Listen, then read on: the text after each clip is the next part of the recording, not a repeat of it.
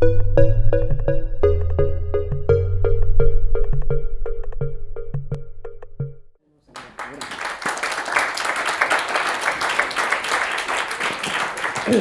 muchas gracias por las intervenciones. Quedan planteadas preguntas, matices y posiciones, ¿no? Claramente. Abrimos el micrófono para quien quiera intervenir, preguntar, comentar, discutir.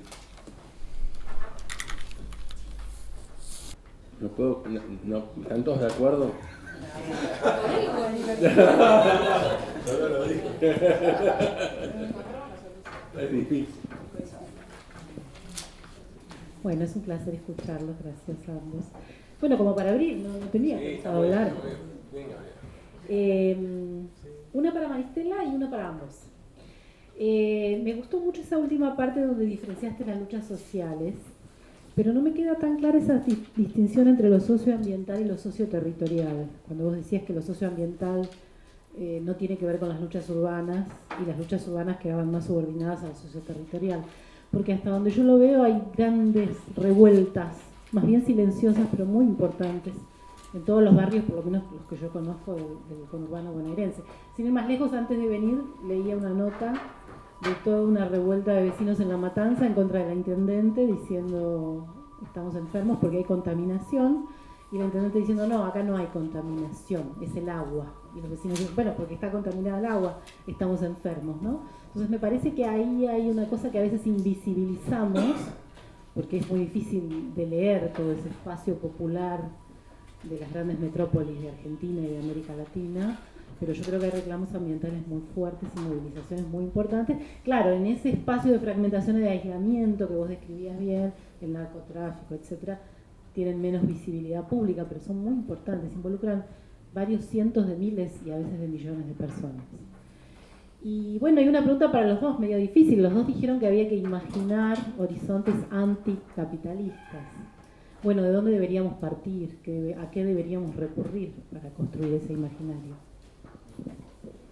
Hola, muchas gracias a los dos por las ideas que nos comparten, y particularmente me llamó la atención que en la intervención de Maristela no apareciera la mención al Estado, al papel del Estado en la situación actual.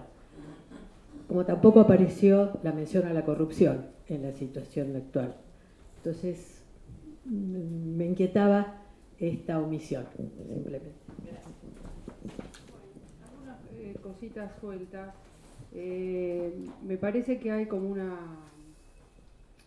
énfasis de Maristela en la necesidad de cualquier acción política por delante, hacer un balance, ¿no? Enfatizaste esa cuestión sobre la experiencia del kirchnerismo, que me parece, digamos, importante. Al mismo tiempo me parece que a veces no hay condiciones propicias para ese debate, porque de alguna manera, digamos, algo de la urgencia del presente, en términos pragmáticos, inclusive los que participamos de algunos colectivos, hay una especie de presión cotidiana por la información de la coyuntura y las medidas de gobierno de Macri, entonces eso genera una modalidad de acción que es la búsqueda de respuesta a declaración, una especie de activismo permanente que muchas veces deja en un segundo plano o no crea condiciones para un debate más abierto, más de mirada retrospectiva, con actores que pueden tener lecturas disímiles sobre ese pasado, sobre todo porque tenemos un conjunto de actores que han tenido una implicación importante y que valoran, digamos, todos hay una lectura,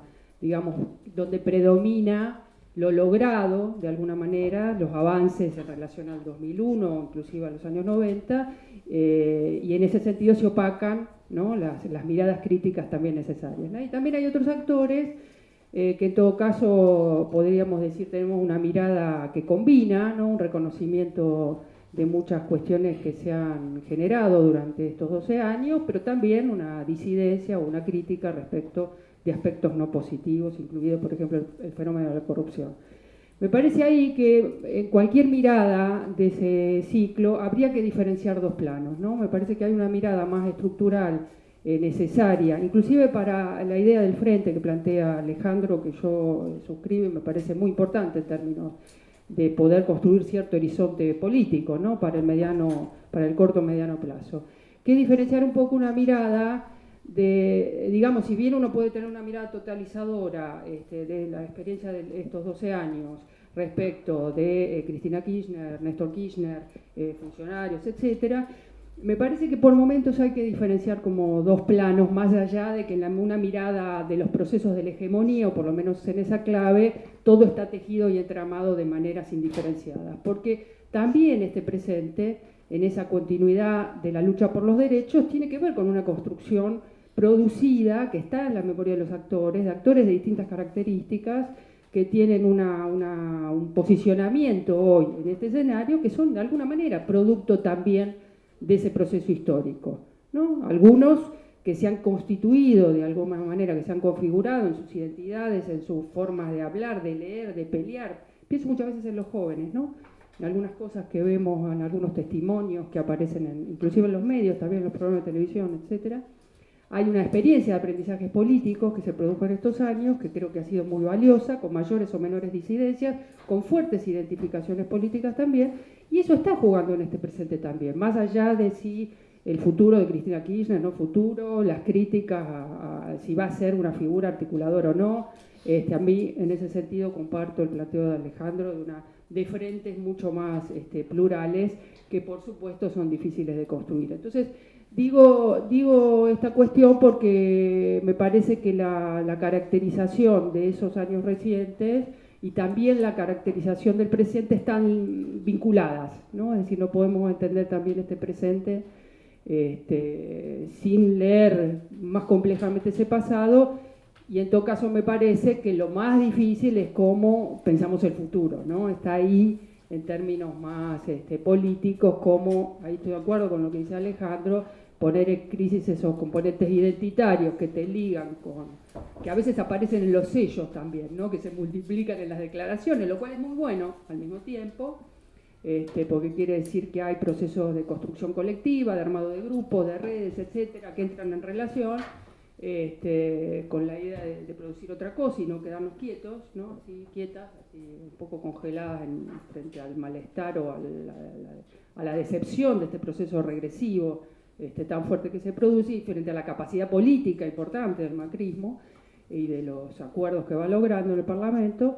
Entonces, me parece esos matices que quisiera introducir, y en todo caso, en este sentido, desde esta perspectiva, invitar, ¿no? a ver los puntos de contacto entre las visiones que pueden parecer contrastantes de ustedes dos.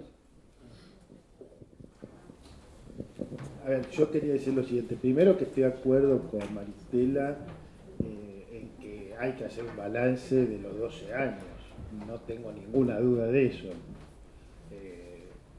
Si quieren lo hacemos ahora. Pero me parece que es imposible hacerlo ahora. Creo que es un balance complejo, que tiene un montón de facetas, muchísimas facetas. Creo que incluso hay muy buenas investigaciones, artículos y libros que están saliendo ahora de especialistas sobre temas muy específicos, porque hay temas muy diversos para discutir sobre los 12 años. O sea, lo que quiero decir es, yo no puedo, no me pidan que haga una síntesis en 5 minutos con una consigna sobre los 12 años. No voy a hacer eso. Me parece que lo que sí es cierto es que hay que hacer un análisis crítico, en el sentido que le damos nosotros al término crítico, de separar, distinguir, ¿no es cierto?, los aspectos positivos que hubo en la Argentina, en Brasil, en Uruguay y en otros países, los aspectos negativos, los aspectos más problemáticos, constitutivos, que implican problemas para el futuro. En ese sentido, creo que sí hay críticas que se han hecho y que se pueden hacer hoy, que sí son muy diferentes. Y yo sí, en ese sentido, admito que tengo un enfoque para abordar la crítica, ¿no es cierto? Por un lado, digamos, hay una crítica que podríamos llamar, digamos, una crítica por izquierda a todos los procesos que se vivieron, bueno, que algunos fueron más de izquierda, otros menos de izquierda, algunos llegaron más allá, otros llegaron menos allá. Ahora, yo lo que creo es que hay otra crítica que tiene que ver, por ejemplo, con la cuestión, con un uso del término hegemonía, que Maristela a veces lo utiliza, digamos, que yo no lo uso en ese sentido, que es en la vocación hegemonista, o digamos, autoritaria se podría decir, o totalizante, digamos, para que se entienda de qué estamos hablando. No es para polemizar eso, pero quiero decir, es un uso del término hegemonía. Y yo justamente, mi crítica principal es una crítica de algunas ausencias programáticas y de algún plan más de mediano y largo plazo, que es muy obvio que faltó en cuestiones decisivas, clarísimo, y sobre todo mi crítica es una crítica a la falta de estrategia hegemónica en otro sentido del término hegemónico, que es yo hubiera querido que se articularan muchas más diversidades y muchas más heterogeneidades de las que se articularon, y que en ese sentido los proyectos políticos, el argentino y el de otros países, hubieran sido menos identitarios, menos verticalistas, menos vinculados, o sea, o atacando activamente los problemas de corrupción. Soy muy crítico, creo que el verticalismo ha sido una de las causas de las derrotas de estos proyectos y de estos procesos. Y a mi juicio, y no sé si ahí hay una diferencia o no, pero en todo caso lo planteo para ver dónde hay diferencias y dónde no, yo lo que sí creo es que el día de diciembre hubo un cambio cualitativo en la Argentina.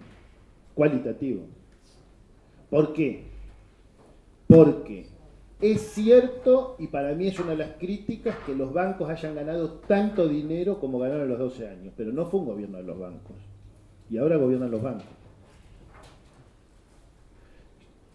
Critico que no se haya logrado un desarrollo industrial como el que yo hubiera querido en esos 12 años. Pero no estaban abiertas las importaciones para destruir de nuevo otra vez la industria nacional. O sea, no hubo crecimiento en los últimos años del kirchnerismo, o muy poco, casi nada, pero no aumentó sistemáticamente el desempleo y la pobreza y la desigualdad. Mídanlo como quieran, lo hemos charlado una vez con Maristela, Gini, impositivo. En términos de Gini, el dato de la Universidad Católica Argentina es clarísimo que bajó muchísimo el Gini. ¿No quieren usar el Gini? Bueno, mídanlo por transferencia de ingresos, de recursos que hubo del 10 de diciembre para esta parte. Son miles de millones de dólares que se transfirieron. Bajó el salario real de manera muy fuerte en la Argentina, aumentó el desempleo y subió la concentración de la riqueza. Eso pasó en 10 meses. Hubo un cambio cualitativo el 10 de diciembre. Me parece que eso es sin negar, que tenemos que hacer todo el balance sin negar que hubo un cambio cualitativo en la orientación eminente del gobierno, en su orientación geopolítica, en su inserción global, en su concepción del empleo. Entonces, uno de mis enojos es, por ejemplo, que no se haya bajado más del 30-32, no importa, de la tasa que se haya bajado, el empleo no registrado, que se haya quedado. Bajó hasta ahí, después no bajó más. Que no haya seguido bajando la pobreza, que hayan negado, que hayan destruido el INDEC, que hayan negado... Todas esas críticas no las hago ahora, yo las escribí, algunos de ustedes las leyeron, pero mi crítica principal es que todo eso facilitó lo que está pasando hoy. Y además obturó otro tipo de construcciones políticas. Entonces, lo que quiero decir con esto es que para mí, justamente mi crítica principal al último mandato de Cristina Kirchner es que para mí, al haber habido un proceso de homogeneización imaginaria del 54% real, que era heterogéneo, hubo un proceso de vocación de minoría, que se continúa hasta hoy. Por eso el balance no está para nada desligado de las propuestas que yo hice recién, están todas atadas al balance que yo hago. Porque también tengo otro balance que es el siguiente.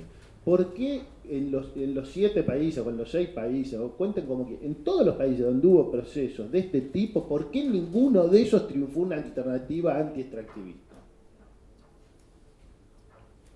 No triunfó. Se convirtió en una fuerza social poderosa con proyección política. ¿Por qué? ¿Por qué algunos, en vez de ir a la derecha, no fueron para el otro lado? ¿Por qué eso hoy no es una alternativa de gobierno en ninguno de estos países? Eso también me parece que es parte del balance. Porque yo contra la minería escribí hace bastante, digamos, sin ser especialista. Maristela investiga ese tema sólidamente, consistentemente hace muchos años. Yo nunca investigué ese tema, pero siempre estuve en contra de la manera en que se estaba gestionando la cuestión de la minería. Ahora, lo que quiero decir es eso, la realidad, en ese punto, yo insisto, mi posición política es que yo quiero, no sé cómo responder a la pregunta de Gaby Merlicki, cómo logramos trabajar para una imaginación no capitalista, solidaria, cooperativa, con otras formas productivas, etc. Ahora, eso hay que hacerlo, pero el buen vivir en la Argentina no va a construir nunca mayoría. Eso, digamos, es mi diagnóstico de mis investigaciones sobre la Argentina. En función de mis investigaciones sobre la Argentina, yo creo que el buen vivir no va a ser nunca mayoría en la Argentina. Y que entonces hay que imaginar otros programas de gobierno que puedan ser mayoría, porque si no, va a ser un horizonte anticapitalista, pero solamente testimonial. Y yo eso no quiero, porque yo quiero que haya menos pobre mañana, más igualdad mañana, más democracia mañana. No sé si se entiende. En el mismo sentido que lo hacen, por ejemplo, muchos dirigentes de Podemos que dicen, sí, nosotros tenemos un horizonte utópico, pero somos, en términos prácticos, reformistas. Queremos hacer reformas sociales ahora. No esperar a no sé qué momento, que no sé cuál es ese momento, porque es un momento básicamente imaginario. No es un momento histórico realmente existente. Entonces me parece que tenemos que cuidarnos de ese riesgo, porque a mi juicio es parte del balance, donde todos tenemos cosas para pensar críticamente sobre lo que hicimos, lo que pudimos hacer, lo que no nos dio el cuero para hacer, lo que se hizo muy mal desde los gobiernos tiene una responsabilidad cualitativamente distinta de lo que puede haber hecho cualquier persona.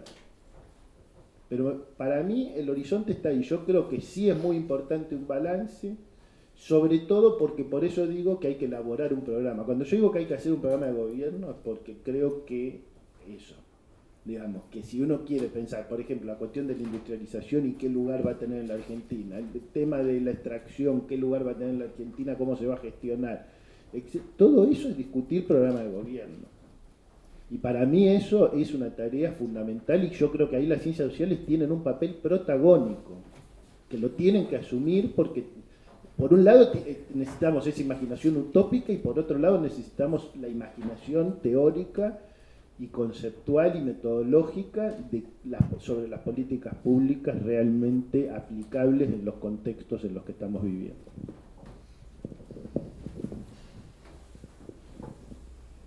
Bueno,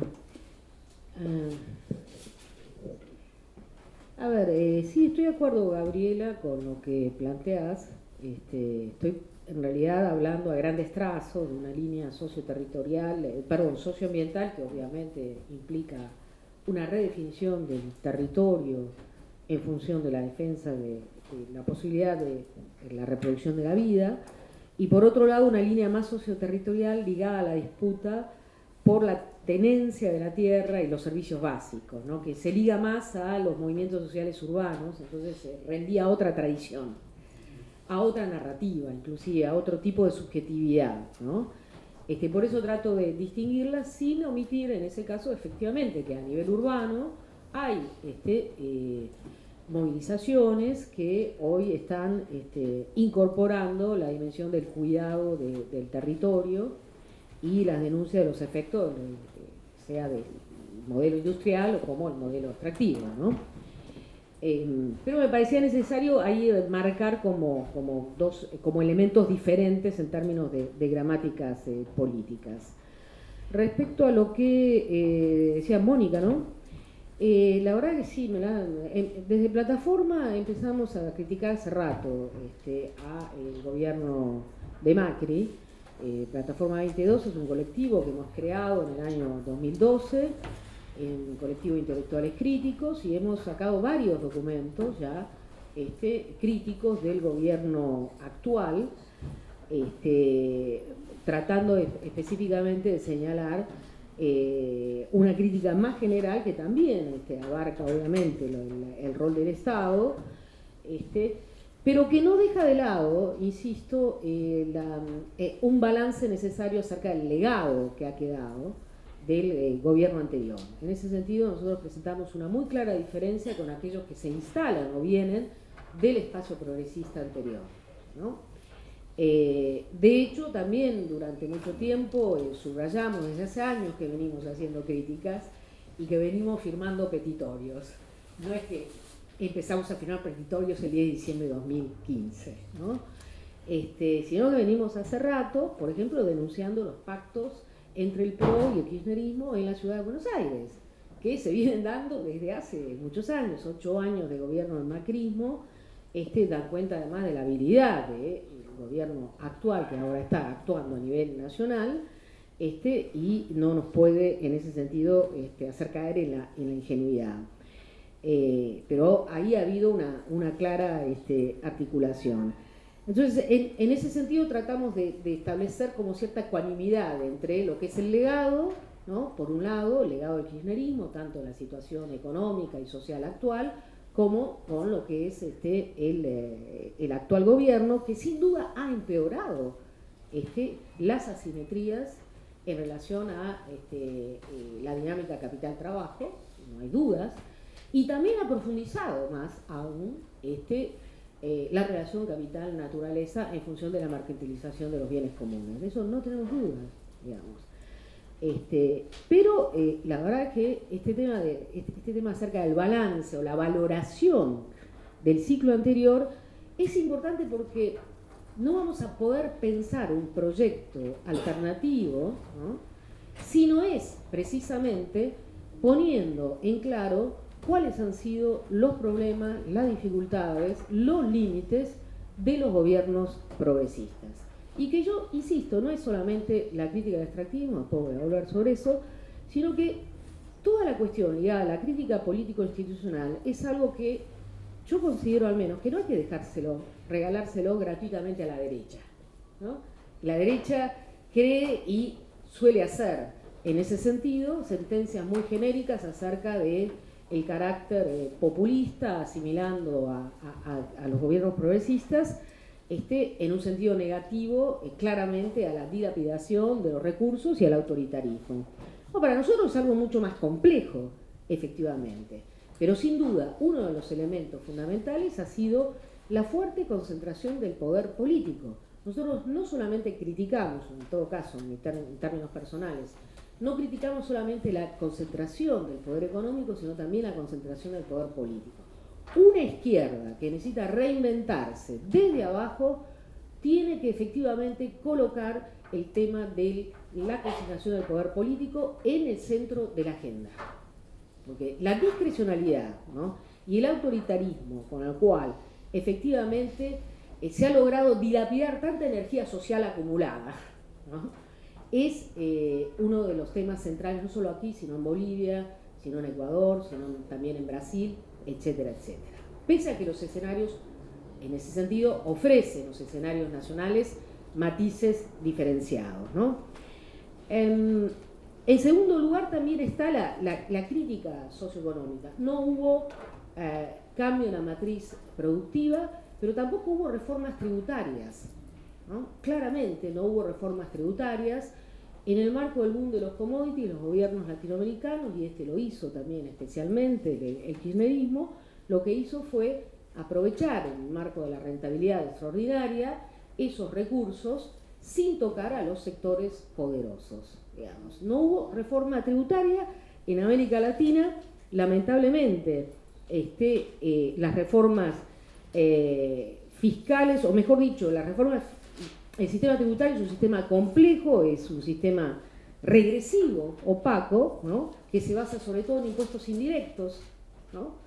Y que el aumento inclusive del gasto social en salud, educación, seguridad social está más ligado a los impuestos indirectos, y esto pasaba en Argentina como también pasa en Bolivia, ¿no?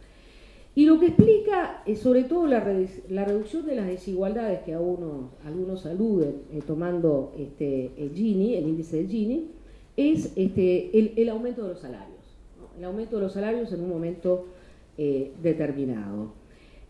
Sin embargo, yo en esto sigo a Gabriel Kellner también, que ha hecho un trabajo interesante en los últimos tiempos, que ha ido mucho más allá de su anterior libro sobre controversia de la desigualdad, en el cual, siguiendo un poco la tendencia de otros trabajos latinoamericanos y a nivel global, muestra que efectivamente América Latina no siguió las líneas, digamos, las generales de la ley, es decir, también acá se ha profundizado la desigualdad como en otros países. Los ricos se han hecho cada vez más ricos, aun si los pobres se hicieron un poco menos pobres en el marco de los progresismos. Hubo una reducción más bien de la pobreza, no de la desigualdad, y de hecho eso lo muestra con claridad no solo la concentración económica que se ha vivido acá en Argentina, sino también la seguridad ontológica con la cual se han manejado los sectores altos de la sociedad a nivel de sus consumos. Pero bueno, yo sé que esa es una larga discusión, pero me parece que el balance que se está haciendo del ciclo progresista, a diferencia de años anteriores, está poniendo el acento en el hecho de que la cuestión de la desigualdad no fue algo que se haya tocado, no lo podemos poner en el activo de los gobiernos progresistas, sino más bien solamente la reducción de la pobreza, algo que es muy lábil y que puede desaparecer también ventajas salariales mediantes a través de o a partir de un proceso inflacionario. Algo que en Argentina se dio claramente a partir del año 2011. Entonces, esas cuestiones también creo que hay que ponerlas en la agenda, ¿no? Cuestiones de índole socioeconómico, cuestiones de índole político-institucional, porque permiten, ¿no? En todo caso exigen pensar que una nueva articulación o convergencia de fuerzas tiene que pensar una reforma tributaria que toque a los sectores más ricos y no que se base en la rentabilidad extraordinaria de los commodities en un momento determinado del ciclo económico. ¿Por qué en realidad ninguno de los países siguió una senda anti-extractivista? Ustedes saben, hubo solo 2 países en los cuales se discutió este tema, esos fueron Bolivia y Ecuador, de diversa manera. En el caso de Ecuador, esa disputa se terminó hacia el año 2008-2009, cuando el gobierno de Rafael Correa, que es un gobierno fuertemente autoritario, optó por un sendero claramente desarrollista.